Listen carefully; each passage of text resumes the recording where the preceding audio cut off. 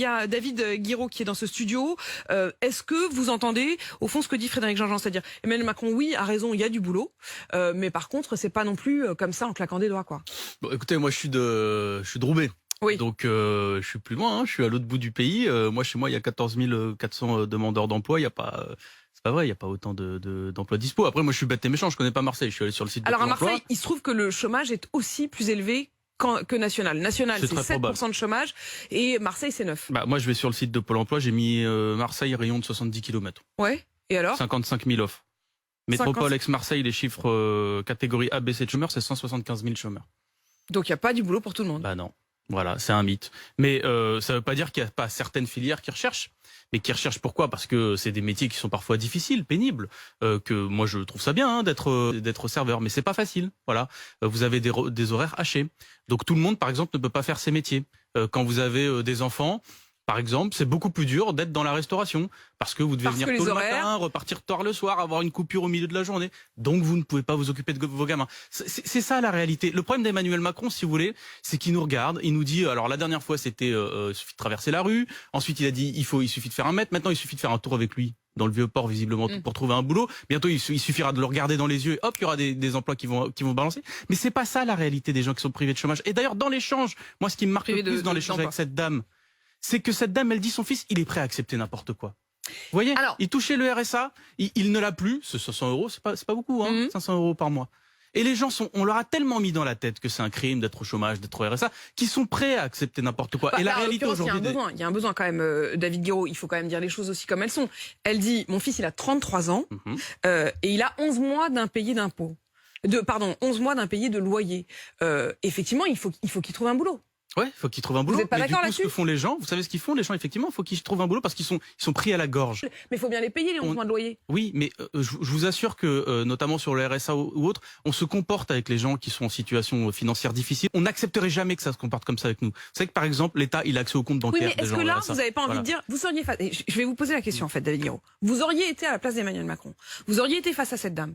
Cette dame, elle vous dit voilà, mon fils, il a 33 ans, il a 11 mois d'impayé d'impôts. Il cherche du boulot. Vous auriez dit exactement comme Emmanuel Macron?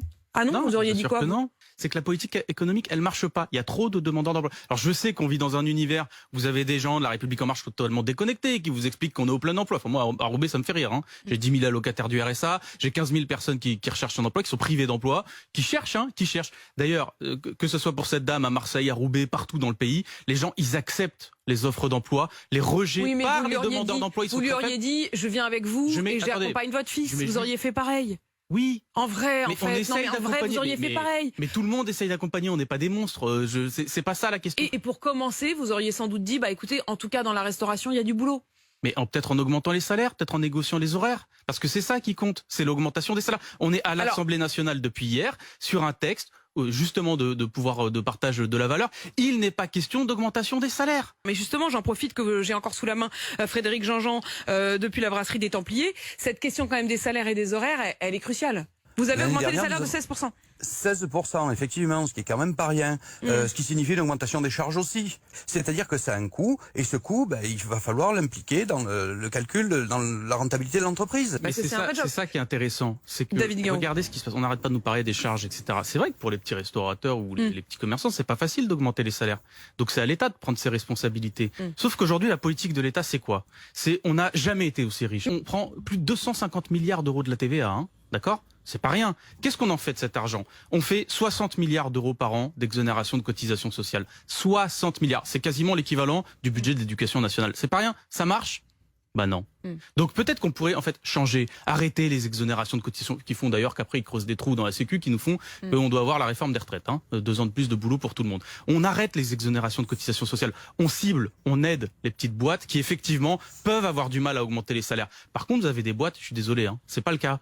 Là, vous avez une étude du FMI, c'est pas la France insoumise, c'est pas les bolcheviks couteau entre les dents. Le FMI dit que par exemple, s'il y a une augmentation des prix en ce moment, c'est pas parce que les denrées ont augmenté, c'est parce que notamment les entreprises se sont fait des bénéfices sur la crise. Des bénéfices et donc ces bénéfices, on en parle tous les jours ici, essayer de comprendre s'il y a eu de la marge dans les salaires des salariés. S'il y a eu de la marge dans l'inflation. Merci en tout cas de votre réaction, David Guiraud, ce matin sur RMC. Vous êtes le député La France insoumise du Nord.